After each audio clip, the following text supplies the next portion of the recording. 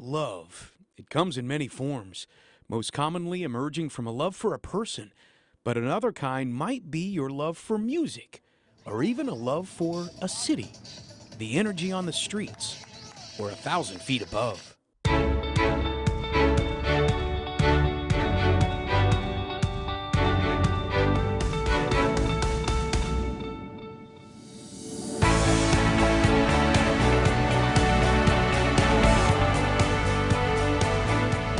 We are at the top of the Empire State Building, which is a symbol of ambition, but it's also fertile breeding ground for moments of inspiration, moments of love.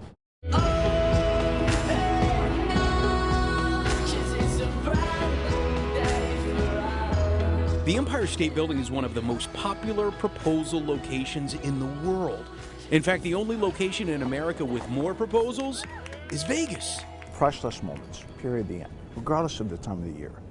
Every moment when you come to the heart of New York City and experience the view from the most iconic building, most famous building in the world, there's nothing like it. Yes, yes, yes, yes. No place in New York City is more associated with love. Maybe it's because it's the nearest thing to heaven we have in New York. Well, actually, there are 6 other buildings that are taller, but none more iconic. The observatory has become a symbol of romance, thanks in part to Hollywood. I'd like to think that we co-starred in the movie King Kong. That's a love story, an amazing love story, an affair to remember, obviously. Sleepless in Seattle, most recently Oblivion. You know, she's standing at the viewers, she's looking at the views, and he comes along and puts the ring right in front of the viewer. This viewer. It's free to propose with these breathtaking views, but the Empire State Building even has a corner filled with flowers to create the perfect atmosphere for their proposal package. Our job is to help relieve some of the pressure of planning that momentous occasion. So we prepare everything. Where I'm standing, there'll be a nice bucket of champagne, an isolated air just for you, cornered off for you to propose. 86 floors above New York City, you feel like you're flying. A perfect moment to get on one knee, pull out a ring, hold your breath, and pop the question.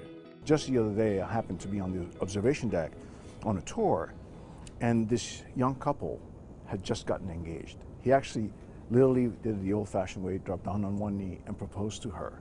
And everybody around them was cheering them on, and I happened to walk in right at the conclusion of the proposal, and I was happy to meet them, greet them, congratulate them for this event. And I asked him, I said, why did you choose the Empire State Building? He goes, it's the Empire State Building. The proposal is one of life's turning points, like when an athlete comes back from a devastating injury, but on her way to the podium, she found something much more significant. I want to be remembered for the person who never gave up. I have a lot of passion for this sport. Michelle Lieberman was born to swim. She represented Israel in the European Championships and the World Games. Her goals were even higher until she tore the ACL in her left knee. When it happened, a lot of question marks. And you don't know if you'll be able to go back to swim, if you'll ever be able to get back to what you were. Through months of painful rehab, she was motivated by the dream of racing again and quieting her detractors. I definitely had some people telling me, what makes you think that whatever you couldn't do for the past few years, you're going to do after a year of sitting out from a surgery? And I really wish I could see their faces. Then her Israeli teammate, Aaron Greenberg, gave her one more note of good news. Her injury gave her one more year of eligibility in the United States, if she could make it back. And that's like, oh my God, you might actually be able to go back to school and finish what you started, and finish it the way that you visualized it. Now she had a goal and a plan, and just had to reach. 8 months later, she was racing. Give a statement of I'm back, and I'm back big. On the road to recovery, Michelle and Aaron had gotten close. They'd become boyfriend and girlfriend. And when she triumphantly returned to Israel to race, the couple were also teammates in a mixed relay. That day, they broke the national record together.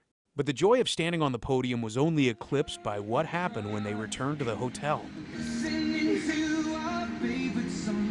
balcony was decorated, flowers and balloons, and my sisters were there and they were playing music, and I'm like, oh my God. It was really hard to keep it a secret the whole week. Like, while I was in Israel with a ring in my pocket, like, don't show her this.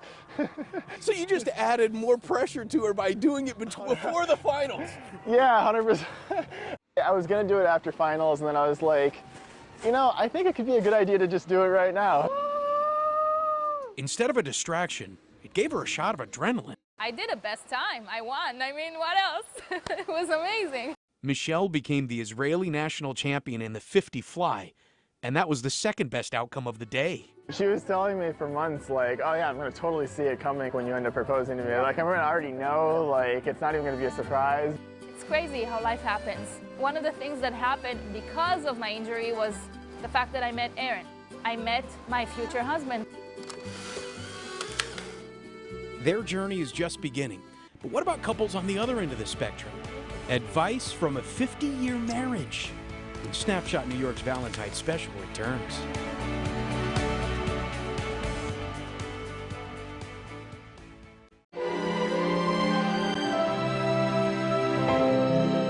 Valentine's Day is a time to celebrate love.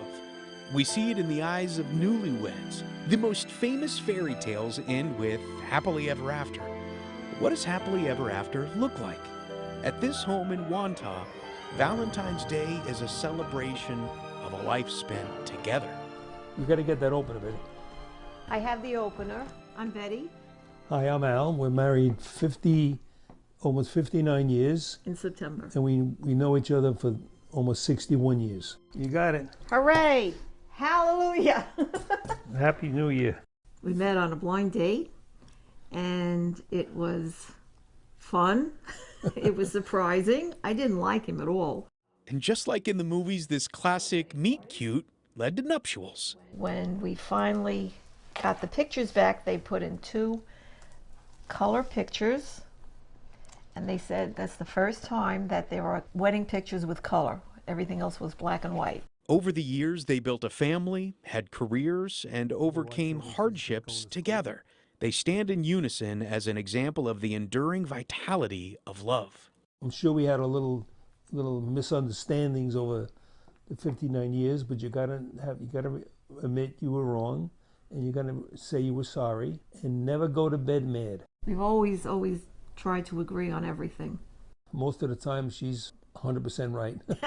No, not really. Well, you are Not like really. you're right a lot more than me. And you are? Yes. Oh, okay, thank you. We want to wish everybody a happy Valentine's Day. And a long-lasting relationship is like a fine wine that gets sweeter with time, or... You can also use an onion. You know, as you peel back an onion and you get to the middle, you know, the middle is sweeter than the outside. But yeah, when you peel an onion, you start to crying. cry. So I don't know if that's the... What's evident is it's not always about the big adventures in life. It's the little moments where love is reaffirmed. She makes sure when I go out, make sure you comb your hair. I said, Betty, do you think I'm going to go outside? But Are your shoes tied? Should we wear the zipper up? Should we wear the zipper down on the shirt? When I meet my friends, we talk about different things, and I say to them, listen, the only time I won in life, when I met my beautiful wife. Oh, That's so the sweet. only time. Happy Valentine's Day to everybody. Be with the one you love. Mwah. We often think about love in terms of romance, but it shows itself in many forms, like the love for family, and how the love for someone can lead to a love for something. 1, 2, you know what to do. Sundays, Sugar Hill, Harlem. The sounds of jazz bring one building to life. Crowds so deep they have to stand in the hallway, while this tiny apartment becomes a jazz parlor. It's a give and take thing. We're giving to them, they're giving it back to us. And yeah, I mean, you know, not to be vain, but this is kind of like a certified jazz venue, yeah. It is. Yeah. People will come from way, maybe the other side of the world. First time in New York, and they'll come here first, and then go to Times Square. Rudell Dreers and his mother, Marjorie Elliott, host a free public concert every Sunday afternoon.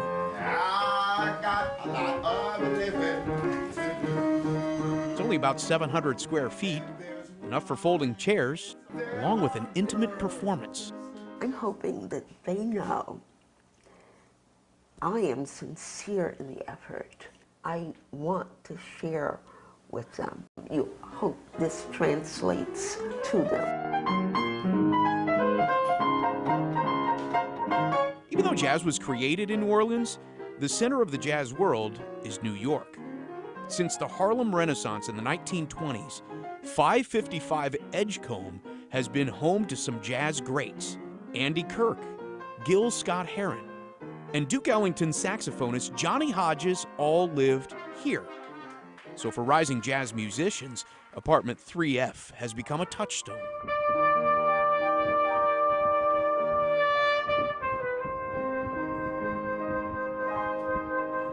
Is there hope in the music? Joy and peace and love and sadness. Emotions all too familiar to both Marjorie and Rudell, her only living son. Marjorie's eldest, Philip, lived for 32 years with a debilitating kidney disease. In 1992, it gave out. Phil passed away on a Sunday morning. So shortly thereafter, my mother had the inspiration to honor his legacy with jazz. She started her jazz parlor to honor him and to make Sundays livable. I know the healing power. It gives you confidence. It tells you something about yourself. It makes you feel a certain way. Is it like breathing at this point for you? Yeah. This former music teacher still inspires students of all ages, giving them space. She's seemingly out of sight, but like a proud parent, secretly absorbing every note.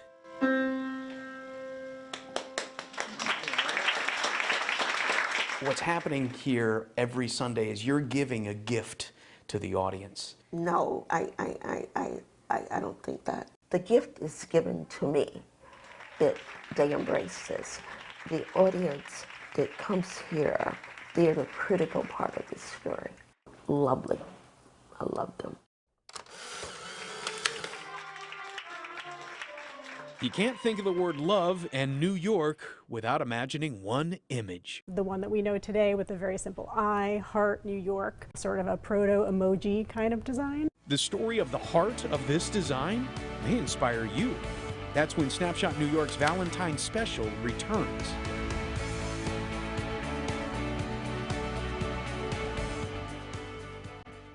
We've seen romantic love and family love, but what about the love for everyone? It's the selfless love that inspires empathy and charity. And for one man, it helped create a slogan known around the world. This is the most successful branding campaign. I Love New York is so iconic, it's the world's most imitated. To get to what it really means, we need to understand the man who imagined it. Milton Glaser is one of the most significant graphic designers of the 20th into the 21st century. The most recognizable piece? I would say that would probably be the I Love New York logo, which is, even if you don't live in New York, you certainly have seen this piece of design. That logo came about in 1977 when there was a financial crisis. New York State was really suffering financially. Tourism was way down. Broadway theaters were empty, and the Department of Commerce in New York State was trying to think about how to sort of bring visitors back to New York State. That involved like a theme, commercials. I live in Brooklyn, but I love New York.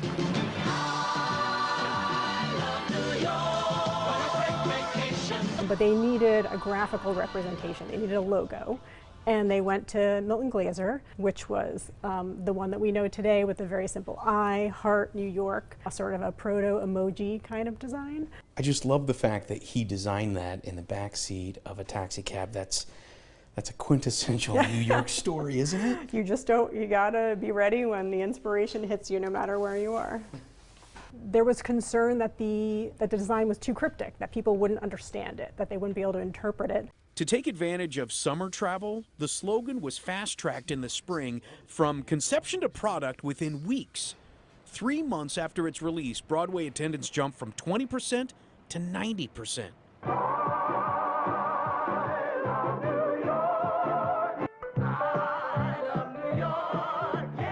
Did this slogan save New York? Is that too big of a statement to say? I don't know. You'd have to maybe. Who's to say? But I think that, you know, as a longtime New Yorker myself, I understand the role that New York City plays in how I think about myself. And I think that New Yorkers have a kind of relationship with the place that they live that is not necessarily common among people who live in other places. It sort of becomes part of who you are. A love of a city is kind of a unique thing, and it's sometimes kind of hard to articulate, and maybe in in artistic format, in a piece of design, like that's the way you can kind of get at all the things that make you proud and happy about living in New York. It's a piece of design that is not trying to sell you anything per se. You know, it's sort of, I don't know. It's a statement. Exactly. It's become a more iconic symbol of New York than even yellow cabs. And it's been the slogan of New York ever since. After the attacks of September 11th, Milton revisited the I Love New York logo, but eventually he arrived on I Love New York more than ever. And you can see in the heart represents sort of roughly the shape of Manhattan, and the black smudge just sort of represents where the World Trade Center towers would have been on the map.